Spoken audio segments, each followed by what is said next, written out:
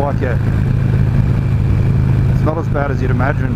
Well, I think I was doing about 80 kilometers an hour through a road cutout, and I think it was one of those really big magpies. The young ones tend to be big and fluffy, and he hit me square in the chest, and I had a pillion on at the time, and I crapped myself.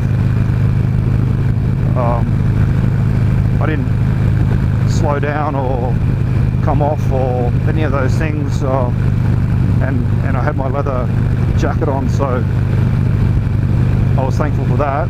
Of course, I always wear that, but if you'd been wearing a t-shirt and that had happened, you'd have a nice little beak hole in your chest, I'd say. So I scraped a bit of blood off the jacket, and unfortunately for the bird, my girlfriend at the time made me go back and check it. So we went back and checked it, and I snapped his neck on impact, and he was out of it. But fortunately, we were okay.